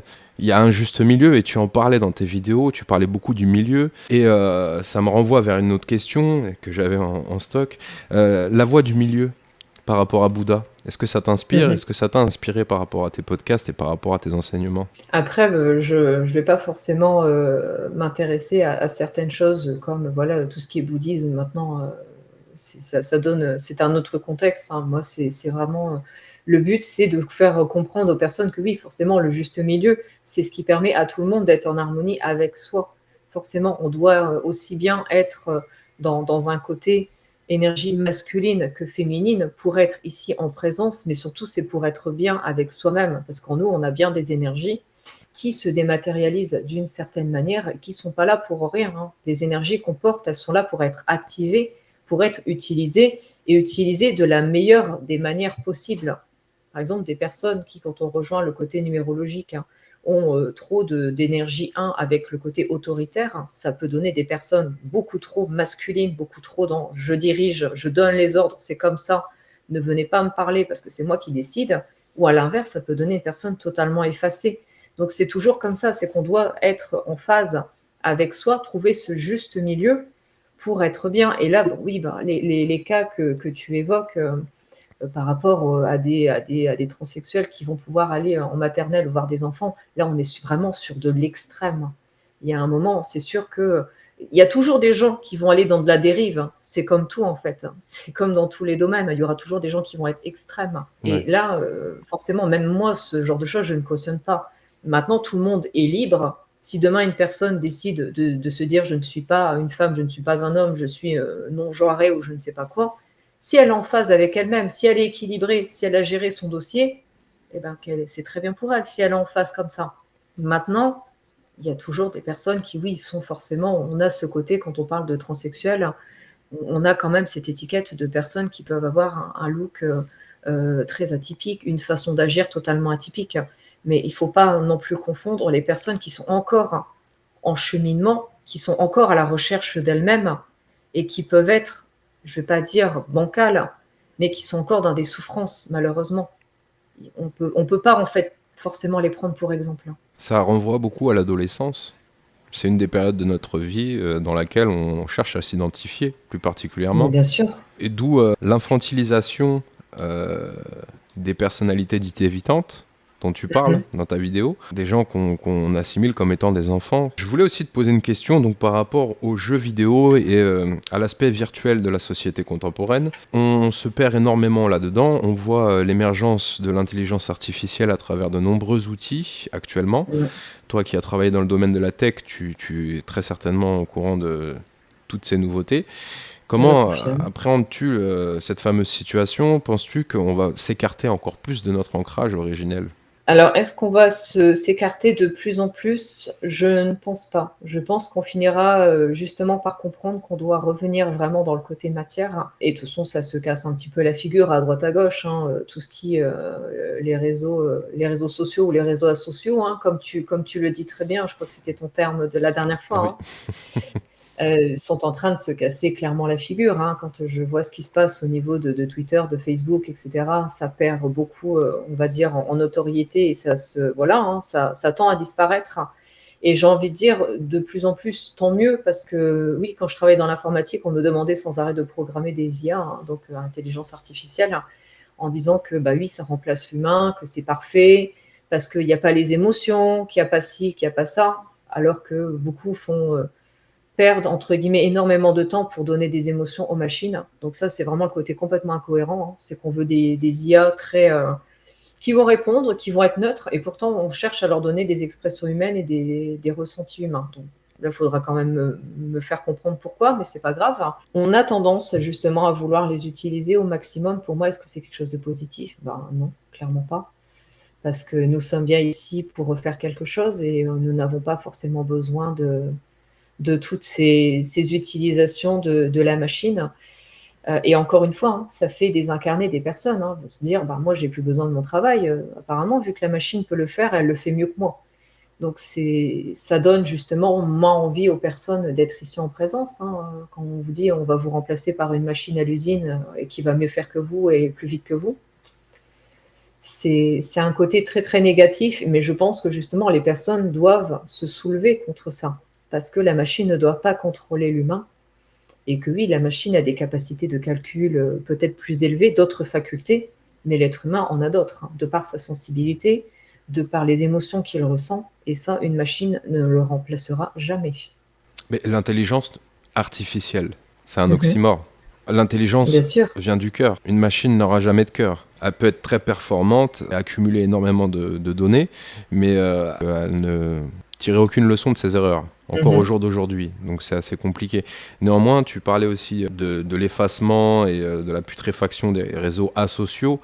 Je mettrais un petit bémol quand même, parce que les nouvelles générations sont largement acquises à TikTok, à Instagram, et le phénomène influenceur est en train de bouleverser quand même la société actuelle. On a un inversement des valeurs, et puis c'est une perdition totale aussi par rapport à la jeunesse. Donc c'est assez optimiste de se dire on va passer au-delà, on va passer outre, et je rejoins ton état d'esprit, hein. J'espère vraiment que ça sera le cas, mais néanmoins moi je vois ça comme étant un petit peu mal barré pour le moment, dans les années qui suivent, mis à part un grand bouleversement, un grand changement de paradigme. Oui, bon après je pense que ça arrivera au fur et à mesure, parce que oui, c'est pareil, hein, quand je regarde ce qui se passe dans l'informatique, certains ont vraiment des projets où ils focalisent à fond sur le fait de donner par exemple des émotions et des expressions à un robot, hein, on va employer le terme, de toute façon c'est ça, c'est du robot.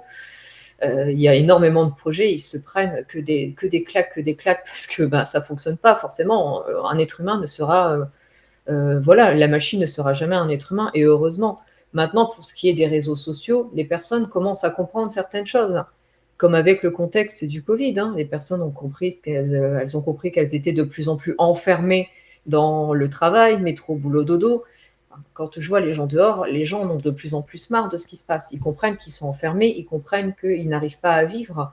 Et les nouvelles générations, certes, là, sont un petit peu enfoncées dans le contexte réseaux asociaux, hein, pour garder ce terme, mais en étant RH, j'ai bien remarqué justement que ces nouvelles générations, elles n'ont pas la même façon de réagir, hein, même au niveau du travail. Par exemple, ça a pu être prouvé par diverses personnes qui ont pu s'intéresser à tout ça, hein. Dans le contexte du travail, les nouvelles générations, autant les anciennes ont pu être totalement, je ne vais pas dire addictes, hein, mais totalement plongés dans leur travail, à faire des heures et des heures supplémentaires, à dire oui, amen à tout et à n'importe quoi au niveau de la direction, autant les nouvelles générations que j'ai même pu accompagner encore quelques années en RH, quand c'était stop, c'était stop, hein. Je finis à 5 heures, je finis à 5 heures, hein. Derrière, j'ai ma vie. Donc, beaucoup de choses changent au niveau de, justement, ces mentalités. Et oui, ben, certes, on parle des influenceurs, mais enfin, quand je regarde ce qui se passe, excusez-moi, mais il y a quand même beaucoup de personnes qui comprennent que les influenceurs sont un peu, des fois, ça vole pas très haut, quoi. Donc, au bout d'un moment, ça finit par se faire comprendre qu'il y a quelque chose qui ne va pas. Et c'est sur ça que moi je mise, en fait, de continuer de faire comprendre aux personnes, oula, là, il y a quelque chose qui ne va pas, commencez à comprendre ce qui se passe, faites quelque chose pour faire changer tout ce dysfonctionnement. Alors, Là, on est clairement sur une matière, hein. On doit vivre dans la matière, hein. Les réseaux, c'est bien, ça aide, mais c'est pas la vie. alors, tu parles des jeunes générations qui pourraient dire éventuellement stop, je finis mon poste à 17h et les heures payées, les heures sup non payées, c'est même pas la peine, ou ne venez pas m'embêter. Mais si c'est pour finir sur le métaverse ou devant un jeu vidéo, puisqu'on on voit les chiffres, c'est assez perturbant. Je veux dire, ou devant les écrans, tout simplement. Il suffit de voir le reportage TV Lobotomie pour s'en rendre compte. Il y a des biais et des impacts cognitifs assez Bien sûr. impressionnants sur la jeunesse. Est-ce que tu arrives à entrevoir aussi une issue positive de ce côté-là? Vu les personnes que je peux accompagner, où de plus en plus j'ai des jeunes, hein. C'est ça qui est assez. Après, de mon côté, ça va, hein, j'arrive encore à créer, on va dire, du lien avec les très jeunes générations. Mais de plus en plus de personnes viennent me voir en me disant j'aimerais que vous puissiez accompagner mon fils ou ma fille, et qui ont à peine 15 ans. Et même maintenant, on me demande de plus en plus d'accompagner des personnes qui ont des petits-enfants, qui ont 8 ans, des choses comme ça, qui commencent à avoir justement conscience de ce qui se passe. Donc oui, certes, il y en a qui restent plongés dans le côté jeu vidéo, parce que ça, c'est une réalité parallèle, hein, clairement, hein, c'est du refus d'incarnation aussi. Ils passent par des phases, justement, où ils sont enfermés dans quelque chose, et il y a ce côté rassurant du jeu vidéo, où on se dit, je maîtrise tout, parce que c'est moi qui suis aux commandes. Et c'est ça que les personnes doivent comprendre, c'est que quand une personne est plongée dans un monde parallèle, même que ce soit méditatif, que ce soit un jeu vidéo, la personne a conscience, elle pense en tout cas maîtriser la chose, elle pense être au pouvoir, et se dire là, je suis dans quelque chose qui est bénéfique pour moi, qui est sécurisé, sécurisant, et où je fais ce que je veux. Derrière, il faut les rattraper pour leur dire, c'est ici la réalité, et vous pouvez aussi être en sécurité et faire, entre guillemets, ce qui est correct pour vous dans cette matière. Donc oui, pour moi, j'ai espoir là-dedans. Quand je vois qu'on me demande, on me dit, vous prenez pas d'enfants en consultation, vous prenez pas de jeunes adultes. Et de base, je disais, non, c'est pas quelque chose que je fais. Et les personnes me disent, si, non, c'est pas possible. En fait, on me demande de plus en plus de poser carrément des thèmes, que ce soit de canalisation par rapport à l'âme de la personne, etc. Parce que de plus en plus de personnes, de plus en plus jeunes, demandent à être en conscience vis-à-vis de tout ça, parce qu'ils ont déjà le voile qui commence à se lever. Donc c'est de plus en plus tôt. Donc non, moi je dis, il faut garder espoir sur tout ça. Par rapport aux discussions de comptoir et donc on va dire aux fréquences, si on refuse de s'incarner quelque part, on peut le faire à travers certaines drogues, tu en avais parlé. J'ai fumé moi-même du cannabis, donc j'étais sous THC pendant une longue période, on va dire plus de 10 ans de ma vie. Et j'avais cette sensation d'abaisser mes fréquences pour pouvoir être à la même fréquence que tout le monde et pour me sentir inclus. Se fondre dans la masse. Ouais, se fondre dans la masse, clairement. Et est-ce que donc ça c'est une fausse bonne solution. Néanmoins, comment on peut pallier à ça par la suite? Comment on peut retourner au bistrot et puis retourner boire un coup et puis parler de discussion de comptoir, c'est-à-dire s'abaisser à certaines fréquences assez génériques, même si le mot s'abaisser est péjoratif. Si on se sent pas du tout en adéquation avec les valeurs évoquées lors de ces fameuses discussions, comment on fait? Après, c'est le cheminement de la personne, hein. Là, on en revient, on va dire, à ce qu'on disait au début, hein. C'est que les personnes, quand elles commencent à réagir et à se dire qu'il y a quelque chose qui ne va pas dans leur vie, certains vont comprendre et vont vouloir mettre des actions en place, certains non. Et ça, c'est un choix qui leur appartient. On ne peut pas pousser une personne, en tout cas à mon sens, elles ont le libre arbitre, hein. On ne peut pas forcer une personne à arrêter certaines addictions. Maintenant, il y a une compréhension vis-à-vis de ça. Pourquoi est-ce que la personne décide justement de se fondre dans la matière? Pourquoi elle décide de se fondre dans la masse? C'est uniquement derrière des blessures, des choses qui ne vont pas, hein, des comportements à régler vis-à-vis de ce qui s'est passé, que ce soit dans l'enfance, vis-à-vis de ce que la personne aura pu vivre dans son adolescence. Ça ne peut passer que par une thérapie et un accompagnement. Là, il n'y a pas de miracle, il n'y aura pas de choses qui vont comme ça partir du jour au lendemain. La personne doit en avoir conscience. Maintenant, c'est sûr que, comme je dis, il y a des personnes qui ne feront pas le chemin.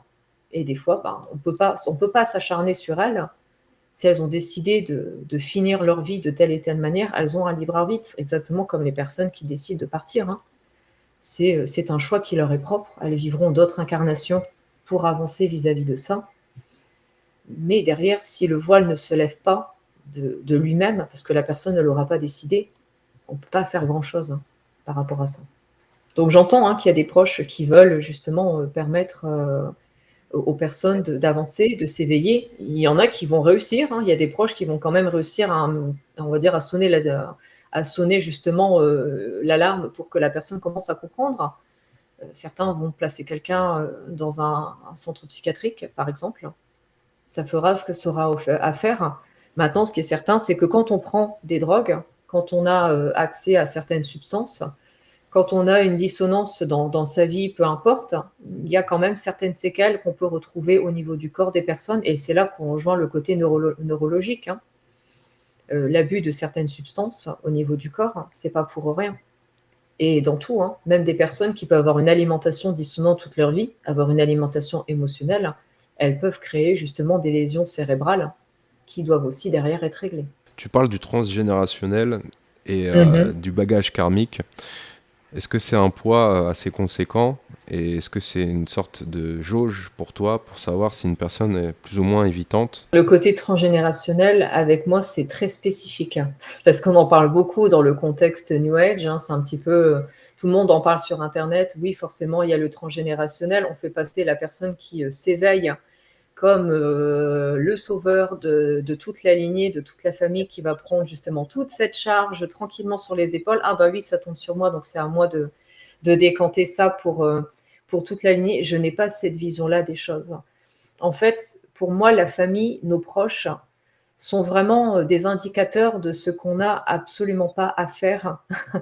En règle générale, nos parents sont, j'aime bien poser ce terme, hein, avec une totale sympathie, sont les emmerdeurs publics qu'on va avoir à subir dans notre vie. Soit ils vont nous pousser au maximum dans nos retranchements et on ne devra absolument pas faire ce qu'ils ont vécu. Voilà, c'est pour ça que beaucoup de personnalités évitantes ont un père ou une mère ultra autoritaire, mais alors limite à même à frapper l'enfant, à être très virulent, etc. Et l'autre personne, l'autre figure parentale va être totalement évitante, totalement désincarnée. Je n'existe pas, je n'acte pas dans la matière, qui me parle, je ne suis pas là, quoi. Et donc, résultat, l'enfant va devoir trouver son juste milieu, c'est-à-dire être une personne incarnée qui ne devra ni être trop yang, trop autoritaire, ni trop yin et trop effacé. Donc, c'est jamais pour rien. Donc, le côté transgénérationnel, pour moi, c'est une indication. Par exemple, des femmes qui viennent me voir en consultation, qui auront eu 3, 4, 5 générations de femmes totalement désincarnées, totalement, parfois avec des contextes de femmes soumises, certaines choses. C'est pas je porte la responsabilité de ce transgénérationnel et je vais aider toute la lignée. C'est les personnes dans la famille dans laquelle je me suis incarnée, il y a ce schéma qui traîne. Et donc, moi, je dois comprendre que, pour moi, c'est hors de question de revivre ce même schéma. C'est comme ça que je vois et que je peux l'utiliser. Faire comprendre à la personne qu'elle est dans le sacrifice, qu'elle n'est pas assez dans une énergie yang et qu'elle ne prend pas position. C'est comme ça qu'on réajuste les choses. Mais pour moi, ce n'est pas une épée de Damoclès. Parce qu'on en fait, en fait, un contexte épée de Damoclès, tout comme la mission de vie, etc. Donc, je ne suis pas du tout partisan de ce côté culpabilité, de ce côté, c'est vous qui allez être le Superman ou la Supergirl de la famille, quoi. La frontière est mince alors, puisque on doit aussi couper les liens toxiques avec notre famille. Bien sûr. Donc Certains assimileraient ça à un refus d'incarnation. D'ailleurs, la Mivlude et toutes les organisations anti-sectes énoncent comme premier facteur la rupture des liens familiaux. Après, tout dépend de comment ça se passe, hein. Il y a toxique et toxique. On a une part de responsabilité quand on commence justement à faire le travail sur nous, que nos proches sont là pour nous montrer quand même ce qui se passe, hein. Si derrière vous êtes une personne totalement inexistante dans la matière et que vous vous faites totalement absorber, dirigé par un de vos proches, c'est qu'il y a quelque chose qui ne va pas de votre côté et que vous devez réajuster. Maintenant, quand vous avez un proche, où là je parle, on pose ce terme de pervers narcissique, hein, par exemple, hein, qui va vous frapper, qui va vraiment vous nuire, qui va être dans une malveillance, bien évidemment qu'on ne garde pas des personnes comme ça dans notre entourage. Et là, ça rejoint justement ce contexte d'amour inconditionnel qu'on entend tellement sur Internet avec toutes ces personnes qui s'éveillent. J'ai eu des consultantes, par exemple, qui acceptaient un conjoint qui les abusait sexuellement, en fait, hein, sous couvert d'amour inconditionnel. C'est pas comme ça que ça se passe. Oui, là, il y a une confusion des genres, effectivement. Énormément, quoi. Non. Oui. Demain, certes, vous pouvez, la famille, c'est la famille, on est bien d'accord. Ils sont là pour montrer certaines choses, sont là pour être ces triggers, hein, comme j'aime bien dire, hein, venir vous pousser dans vos retranchements, vous faire comprendre comment vous pouvez évoluer. Demain, vous avez votre mère qui est ultra virulente, qui va vous insulter, qui va vous frapper, qui va vous manquer de respect à outrance. Mais bien évidemment qu'il faut mettre un stop, hein, bien évidemment. Enfin, nous ne sommes pas des paillassons, quoi. Il y a un respect à avoir de soi. Donc, il y a certaines personnes avec qui c'est stop, hein. Mais c'est stop dans le respect de vous-même et dans l'amour de vous-même. Et très souvent, c'est ça que les gens ne comprennent pas, hein. C'est qu'on doit mettre des stops pour que les gens, pour que même certains de nos proches puissent décanter eux-mêmes leur dossier. Parce que quand on bloque certaines personnes, le karma, c'est pour nous, hein. Par exemple, les gens qui sont sauveurs, hein. Ah, je vais toujours aider les autres, je vais distribuer, on va dire, mon énergie à droite à gauche, je vais sauver. Si à un moment, la personne va se dire non, moi j'ai envie d'avancer par moi-même, j'ai compris, j'avance par moi-même. La personne va se récupérer du karma, elle va se retrouver avec face à une virulence, on va dire non, tu t'occupes de tes affaires, hein. Et ça, les gens ne le remarquent pas. Dans une de tes vidéos, tu expliques justement par rapport à ces personnalités évitantes les traumas, les blessures liées à l'enfance et tu exprimes très clairement le fait que bon, elles ne guériront pas et qu'on grandit avec pour autant. Est-ce qu'on peut quand même parler de résilience pour ces personnalités-là? Bien sûr, hein, évidemment. Enfin, de toute manière, le côté, quand on vit certaines choses dans l'enfance, il y a toujours une sorte de lâcher prise à avoir. De toute manière, ça a été vécu. La personne a grandi avec ça. Maintenant, ce n'est pas quelque chose de définitif, hein. Et heureusement, on peut se réajuster et c'est ce qu'on fait au fur et à mesure, hein. La vie nous pousse, hein, de toute façon dans ces retranchements pour qu'on puisse rééquilibrer ce qui s'est passé. Comme on pouvait le dire tout à l'heure, par exemple, les personnalités évitantes qui ont dû prendre une responsabilité d'adulte, parce que c'est soit l'inverse, hein, c'est soit l'enfant qui devient le parent de ses parents, soit un enfant qui est totalement qui va rester enfant toute sa vie, en fait. On va l'infantiliser, on va lui faire comprendre qu'il est moins que rien, qu'il n'y arrivera pas. Peu importe quelle posture, la vie va forcément lui permettre d'avancer. Et c'est pour ça que c'est important, comme je disais tout à l'heure, de prendre conscience de ce que nous vivons, parce que beaucoup de personnes restent encore coincées sur cette vision de l'enfance et ne se rendent même pas compte qu'ils ont déjà progressé. Ils ne prennent pas en considération déjà la confiance et l'avancée qu'ils ont pu faire, qui est essentielle, évidemment. La dernière fois, ça me fait sourire parce que c'était la semaine dernière, je crois, j'ai accompagné une dame qui me disait « je m'en sors pas dans ma vie, c'est une catastrophe, je suis une moins que rien, je n'arrive même pas à aller acheter une table et 2 chaises ». Alors que la personne, certes, elle avait vécu une enfance très évitante, très traumatisante, mais elle avait quand même fait le choix de quitter toute une famille, de quitter un pays pour se procurer une meilleure vie ailleurs, une nouvelle vie ailleurs.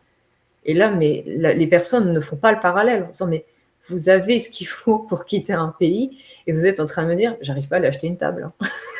Donc moi, ça me fait toujours sourire. Donc évidemment qu'il faut garder un côté positif et évidemment qu'il faut avoir une sorte de lâcher prise vis-à-vis de tout ça. Parce que la personne, forcément, y arrivera à un moment ou à un autre. En tout cas, c'est comme ça que moi je vois les choses.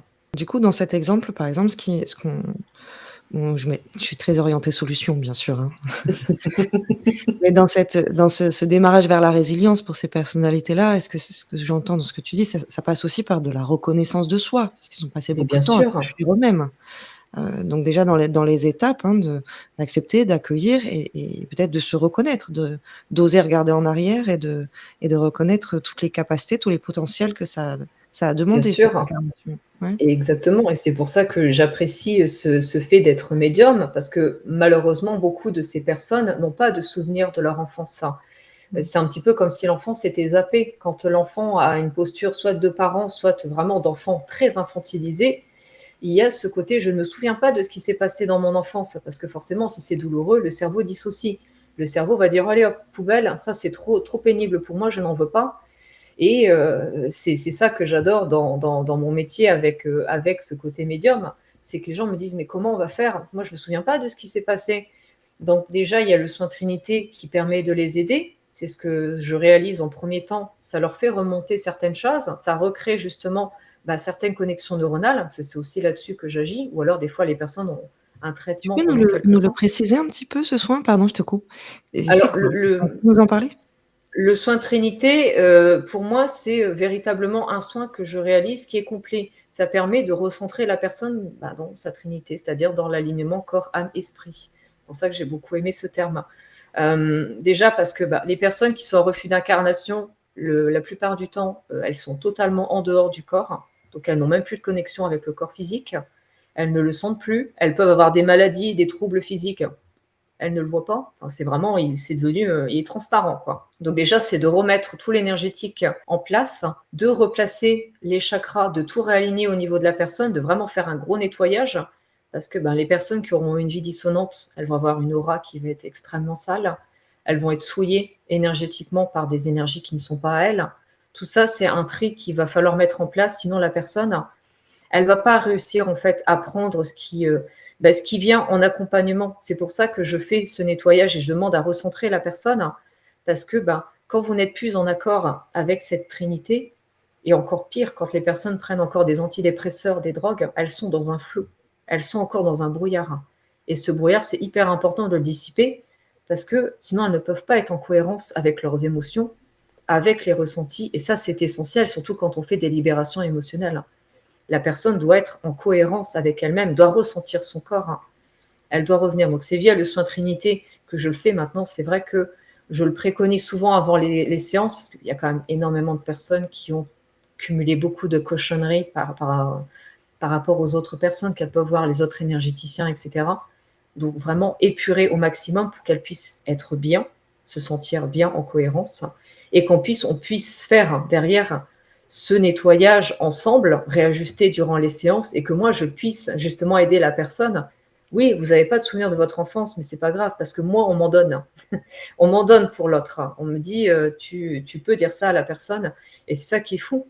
C'est que la personne, justement, cette dame que j'avais pu accompagner, elle n'avait aucun souvenir. Et je lui ai pris un souvenir. On m'a fait venir l'image d'elle sur un petit vélo, etc. Et on en a parlé. Elle s'est mise à pleurer en me disant, mais tout ça, je ne le savais pas. Je ne le savais plus, en fait. Et c'est pour ça que le côté médiumnique est très important. Ça me permet justement de recréer un lien entre le passé de la personne. Donc oui, le passé, il est souffrant.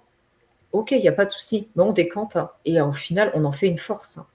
Parce que la personne, elle est là à l'instant T face à moi. Elle a vécu bien plus lourd, elle a fait bien plus important que d'aller acheter une table. Et elle ne s'en rend pas compte. Il faut reconnecter les personnes à qui elles sont, à leur essence. C'est ça qui est hyper important. Et non pas les faire fuir dans quelque chose qui, on va aller faire de l'hypnose, aller les mettre dans des vies antérieures, en dire ah votre blocage il vient d'une vie antérieure. Non, c'est là, maintenant en fait. C'est maintenant que ça se passe. Justement, on parlait des vies antérieures avec Adeline Castel-Leproust qui est passée juste avant toi sur notre antenne. On parlait de l'impact de celle-ci. Est-ce que selon toi, il faut s'en écarter ou plutôt parfois ça peut être émancipateur de prendre en compte toutes ces vies antérieures? À mon sens, en tout cas de ce que j'ai pu en expérimenter, je pense très clairement que c'est plus un frein et quelque chose qui va empêcher la personne d'avancer. C'est-à-dire que dans la vision des choses que je peux avoir au niveau de l'énergétique, au niveau de la personne qui est face à moi, si la personne, elle est par exemple dans une posture de rejet d'elle-même, ce n'est pas lié à une vie antérieure, c'est bien lié à ce qui se passe dans sa vie, en fait. C'est pour ça que je dis souvent que ça déresponsabilise un petit peu les personnes et ça va les perdre. Parce que des vies antérieures, on en a une quantité faramineuse. Est-ce que ça vaut vraiment le coup d'aller plonger une personne dans des souvenirs? Non. Parce que quand l'âme se réincarne, elle se réincarne avec déjà son avancée, avec ses capacités, avec ce qu'elle a réalisé déjà. Elle ne vient pas complètement ignorante, elle ne revient pas à zéro. Vous voyez, c'est ça qui est hyper important de comprendre. C'est pour ça qu'il y a des personnes qui ont des capacités de base. Elles se disent, je ne l'ai pas appris dans cette vie, comment ça se fait? C'est parce que ça a été acquis dans une autre vie et que là, elle en a besoin. Mais par exemple, au niveau des blocages, pour moi, c'est clairement ça, c'est qu'il faut se focaliser sur cette vie. Et en plus, en creusant, on le remarque, la personne, elle est en rejet. Elle n'est pas en rejet parce que dans une vie antérieure, il s'est passé quelque chose. Mais bien parce que là, dans cette vie-là, il y a quelque chose qu'elle n'a pas compris. Et faire très attention justement au cerveau. Parce que la dissociation, c'est pas pour rien. Les troubles neurologiques, c'est pas pour rien. Et encore plus quand on est bipolaire, etc., etc. En tout cas, c'est ma vision des choses. Si on Les se personnes que j'ai fait avancer, ça n'a jamais été en trifouillant dans les vies antérieures, en tout cas. Si on se rappelle pas de sa jeunesse, donc de son enfance en bas âge, c'est qu'on est quelque part dans un état dissociatif? Ça peut être le cas pour beaucoup de personnes. Certaines personnes peuvent être déjà en parfaite méconnaissance de ce qui s'est passé dans leur enfance, surtout si les traumatismes ont commencé déjà dans la vie utérine. Ça peut arriver, pour certains cas. D'accord. Par rapport à ce qu'on vient de dire, c'est peut-être pas l'un ou l'autre, hein, par rapport aux vies antérieures ou à des troubles vécus par la personne dans cette vie-là, hein, par exemple le trouble du rejet ou des autres blessures. Je suis pas sûre qu'on puisse dissocier vraiment les 2, l'un ou l'autre. Je pense qu'il y a des cas, enfin, les humains sont tellement spécifiques et uniques. Dans ma pratique, j'ai aussi eu des cas où oui, effectivement, mais de l'ordre de la guérison du coup et de la guérison de l'âme et non pas de la personne, de la personnalité en bas, qui ont des résonances vraiment limitantes dans l'incarnation de cette personne, alors que c'est pas inhérent à cette vie-là. Dans ces cas-là, oui, on peut vraiment parler de libération, comme on t'enlève un caillou dans le pied alors que tu es arrivé avec et que Bien c'était sûr. pas prévu dans cette incarnation. Donc oui, pour moi, je crois que c'est pas l'un ou l'autre. Il y a des cas, Après, tout dépend comment c'est fait. En fait, par exemple, des guérisons au niveau de l'âme, forcément qu'il y a des choses qui se font. Parce que quand les personnes viennent vers moi, qu'on fait des libérations, il y a aussi des choses que je peux nettoyer de ce point de vue-là. Je les vois et je le fais. Maintenant, la personne que j'ai en face à moi, je ne vais pas forcément lui dire il se passe ça, il se passe ça. Je fais, je vois qu'il y a quelque chose à faire, je le fais. C'est tout, c'est comme ça que ça se passe. Maintenant, je ne vais pas plonger la personne dans une sorte d'hypnose pour aller lui rappeler les choses. Elle est là la différence. C'est Je ça, vais pas c'est très intéressant. la personne dans son passé. Je vais vraiment me concentrer sur ce qu'elle est, ce qu'elle représente et ce qui vient à moi. Oui et puis c'est très intéressant ce que tu disais, cette notion de attention de pas se déresponsabiliser, hein, en Voilà. fait, non, c'est 2 choses complètement différentes et distinctes. Oui, on peut arriver avec des cailloux dans les chaussures, Bien sûr. qui vont nous Et c'est freiner dans même une cette vie-là évidence, aujourd'hui. sinon la personne ne serait pas là. Oui, il y a des solutions, c'est-à-dire pour clôturer sur ces questions-là, en tout cas, il y a des solutions, on peut se faire accompagner. Il y a des soins, il y a des thérapeutes qui sont formés pour. Donc c'est pas une fatalité. Cette notion de résilience, elle existe aussi pour ces personnalités et pour ces grandes souffrances, parce que c'est quand même beaucoup de souffrance et d'isolement. Pour au final, je crois que tu en es très bien médiatrice de tout ça, de dire: «Oui, mais derrière, c'est quand même beaucoup de lumière, beaucoup de plaisir, beaucoup de fun à être dans cette incarnation», même si ça passe justement par aller enlever des bobos et puis prendre conscience de beaucoup de choses. C'est ça. Parce que ce sont quand même derrière les âmes qui vont est-ce qu'on peut quantifier? Mais qui vont être le plus porteuses justement de cet amour, de cette bienveillance, de ces solutions aussi de vivre ensemble, et de sortir de ces schémas un petit peu de blessures. J'avais une question par rapport à ça. 2 personnalités évitantes ensemble, qu'est-ce que ça donne?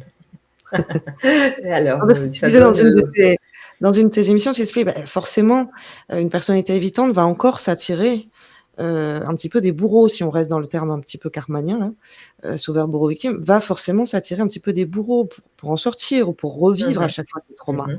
Donc la question était oui, et alors du coup, Est-ce qu'il y a pas, dans le schéma, dans le scénario de plusieurs personnalités évitantes dans la même pièce ou dans la même relation, qu'est-ce que ça donne? Est-ce que ça donne un embouglio des blessures et on se fait tous mal ensemble? Ou est-ce qu'au contraire, on peut pas créer un schéma un petit peu plus sain? Et justement, je pense, que je ferai sûrement une vidéo vis-à-vis de tout ça pour donner plus, on va dire un côté, assez global. Maintenant, il y a pas de «personne parfaite» entre guillemets pour une personnalité évitante, hein. Déjà, tout dépend de comment ça se passe pour elle, parce que si elle est encore en totale ignorance de ce qui se passe et qu'elle subit ces comportements, on pourra lui dire, on pourra faire tout ce qu'on veut, elle ne verra rien et donc ça n'avancera pas. Donc là, il y a 2 possibilités, ben, même 3. 3. Elle peut tomber sur une personne qui va, on va dire, être, comme on dit, sécure, hein, et qui va, pas forcément, la pousser dans ses retranchements, qui va être dans une sorte de compassion, de se dire: «OK, la personne, il y a quelque chose qui ne va pas». Elle va faire de son mieux, elle verra bien si derrière ça peut décanter, si la personne commence à réagir, si, il y a de la souffrance et cetera qui se met en place. Maintenant, il y a pas de côté sacrificiel, hein, c'est ça qu'il faut savoir, hein. C'est que, il y a un discernement à avoir vis-à-vis de ces personnes qui ont, des réactions spécifiques quand elles sont en couple, quand on est même en relation avec la personne. Si c'est trop souffrant pour vous, faites des choix pour, bah, peut-être quitter l'autre, hein, voilà, parce qu'on ne vous demande pas d'être en sacrifice. Parce que si vous êtes dans cette virulence, que vous allez chercher à mettre des coups de pied au derrière sans arrêt à la personne, de dire vas-y, bouge-toi, fais des choses dans la matière, vas-y, avance, arrête de pas t'exprimer et tout ça. Si c'est fermé, parce que la personne n'a peut-être pas conscience de ce qui se passe. Et maintenant, vous mettez 2 évitants ensemble, c'est, soit ça va être, un couple de personnes qui va, se désincarner, mais alors plus, hein. C'est-à-dire qu'ils vont être dans une bulle où il y aura rien du tout autour qui va exister. Donc probablement même qu'il existera rien entre eux, hein, parce que justement un évitant dans une bulle et l'autre évitant dans une autre bulle, bah, ils vont jamais se rencontrer en fait, hein. Donc, là, typiquement, on est sur des personnes, quand le travail ne se fait pas, quand on n'avance pas, il y a rien qui peut se faire en fait. Donc même une personne coup de pied aux fesses ou une personne totalement évitante, il y aura pas de solution. La solution, c'est par rapport à soi et uniquement soi. Est-ce que vous êtes face à un évitant? Est-ce que vous acceptez? Est-ce que vous voulez essayer d'aider la personne en totale bienveillance? Peut-être d'essayer voilà, de lever un petit peu le voile ou, qu'est-ce que vous faites vis-à-vis de vous-même? Si ça vous mange trop d'énergie, bah, faites en sorte à vous prioriser, quoi. Elle est là la solution, hein, c'est de se prioriser et non pas de s'acharner sur l'autre, hein. Eh ben merci beaucoup Angelina. Angelina Azalina thérapie.fr, donc angelina-thérapie.fr pour rejoindre son site internet, et sinon Angelina Azalina, tout simplement Mhm. sur YouTube pour rejoindre ta chaîne YouTube. Est-ce que Mhm. tu as une petite actualité? Est-ce qu'on va te retrouver très prochainement sur un nouveau podcast? Je sais que tu étais plutôt régulière, ça continuera d'être le cas par la suite?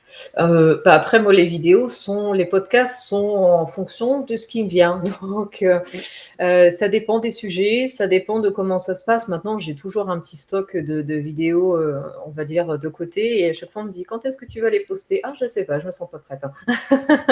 Donc C'est quand ça vient. de ce côté-là, voilà, je laisse faire et je sais que quand je poste, je poste. Maintenant, oui, il y aura toujours des vidéos parce qu'il y a plein de sujets qui m'intéressent, il y a plein de sujets sur lesquels j'aimerais justement, parler, mais il y en a certains qui me prennent plus de temps parce que, bah, je continue d'être en évolution moi-même, hein, ça c'est logique.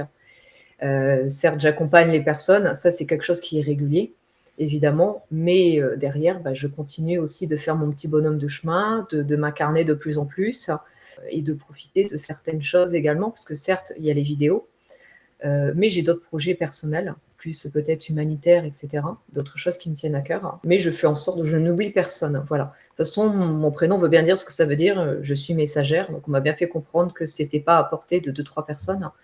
Donc je vais continuer de diffuser les messages. Par contre, oui, je suis pas forcément très régulière, mais bon, ça va falloir faire avec. On prendra quand ça viendra, et puis avec grand plaisir. C'est ça, voilà.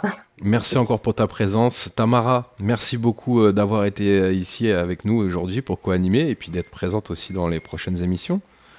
Merci Angelina, c'était un plaisir et encore Également. une fois, ça fait du bien d'entendre qu'il y a des solutions. Merci à toi. On se retrouvera très prochainement donc avec encore de nouveaux intervenants de qualité qui nous tiennent à cœur. Je vous remercie à toutes et à tous pour votre présence et à très très bientôt.